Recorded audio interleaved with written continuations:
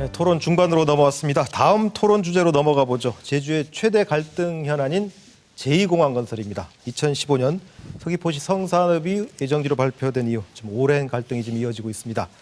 자, 이 공항 건설에 대한 후보의 입장과 대안은 무엇인지 한번 알아보도록 하죠.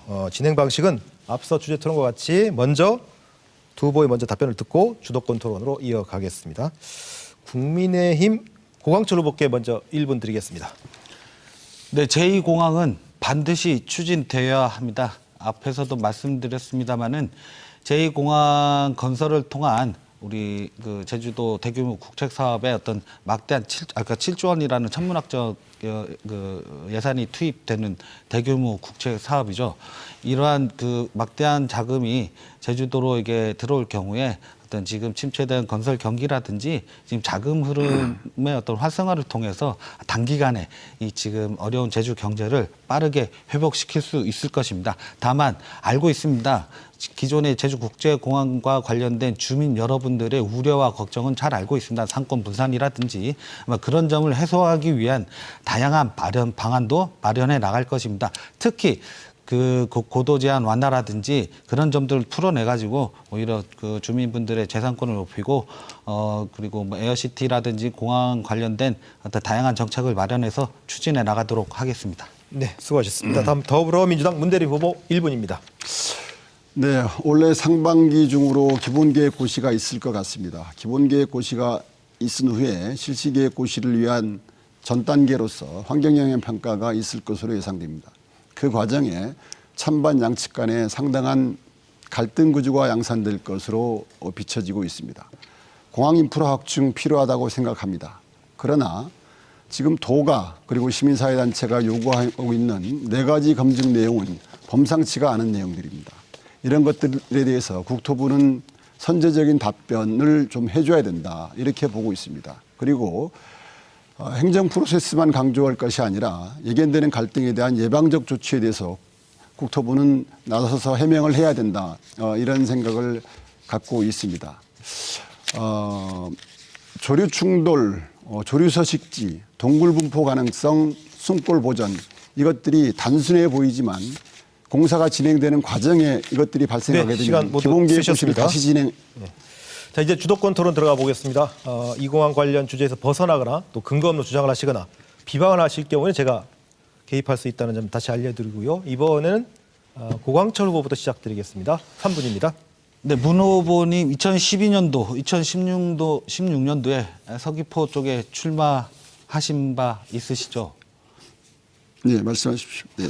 그때는 제2공항의 완전한 찬성론자로 알고 있는데 도지사 출마하시면서도 제2공항을 힘차게 몰아붙이겠다가 공언하신 바 있습니다.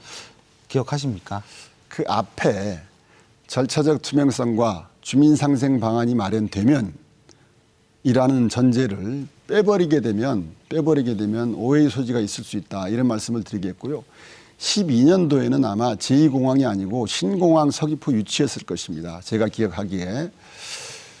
그리고 이게 실은 제2공항으로 프레임이 알겠습니다. 제가 주도권이니까요.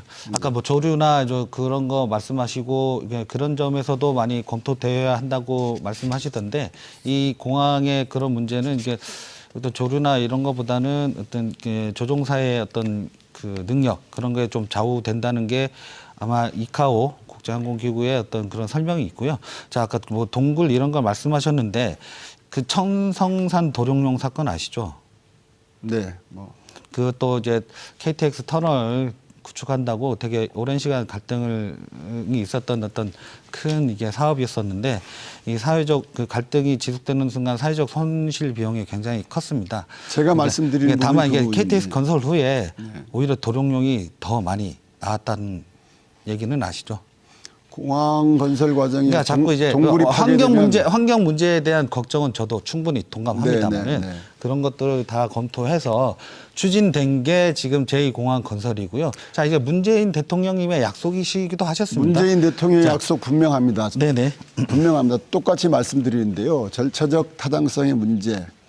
절차적 타당성의 문제가 어떤 거죠? 제가 잘 몰라서 묻겠습니다. 예. 네. 이게 프레임이 어떻게 전환이 되느냐면요. 2014년도 용역 들어갈 때는 공항 인프라 확충에 관한 내용들이었습니다. 그런데 발표 직전에 도에서 국토부로 공문을 보냅니다. 제2공항을 기정사실화해라라는 내용이라고 볼 수 네, 있습니다. 알겠습니다. 알겠습니다. 근데 어제 우리 도민들께서는 그러니까 도민들께서 문대림 후보님께서 자. 서귀포에서 나오실 때와 지금 갑 지역구에 나올 때의 발언 그리고 도지사 출마하실 때의 어떤 그 약속이 전혀 뒤바뀌었다. 공항은- 이 소신과 철학이 있는 거냐. 공항은- 이렇게 도민들께서는 묻고 계신 거고요. 정치적 자꾸- 표 계산 때문에 입장을 번복한 거다라고 우리 도민들께서 그렇게 평가하고 계십니다. 말 위험 수위가 예, 제가 이 공문을 한번 나중에 보여드릴게요. 한번 보시고요. 아 그럼 이런 원천적으로 네, 고 후보 시간 3분 다 쓰셨고 이제 문대림 후보가 3분 쓰시면 됩니다. 주도권 네. 토론 이어가시죠.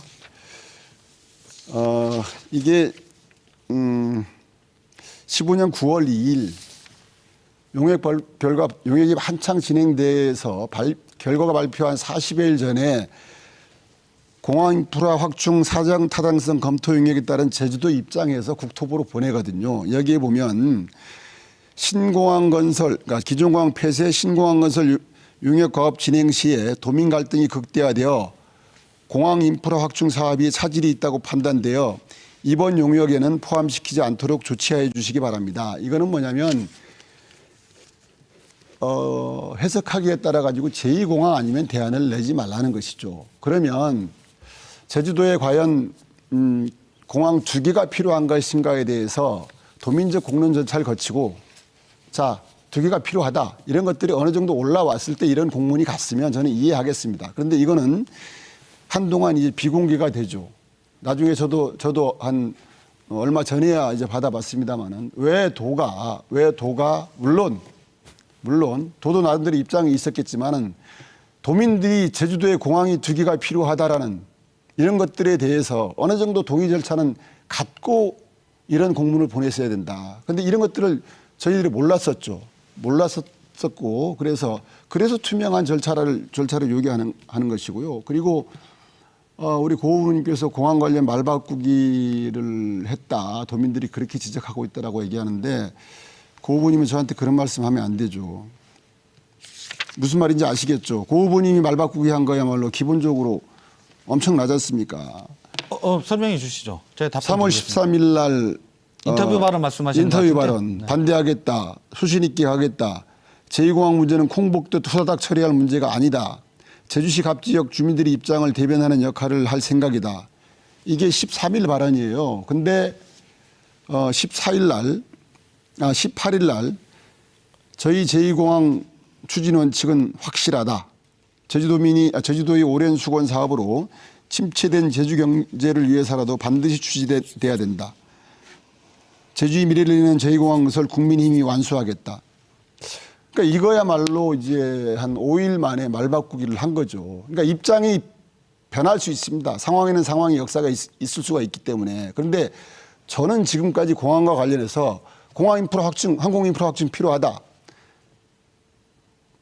과정에 절차적 타당성의 문제, 제가 좀 답변 드릴까요? 주민 동의의 네네. 문제, 그리고 제2공항과 관련해서도 환경성, 경제성, 안전성의 문제 매우 필요하거든요. 조종사의 능력이 중요하다. 물론 그런 말씀 할 수 있습니다. 조류 충돌과 관련해서. 중요하겠죠. 그런데 그런 말씀은 저는 가급적 삼가는 네, 오늘 시간 다 쓰셨습니다. 자, 이번에는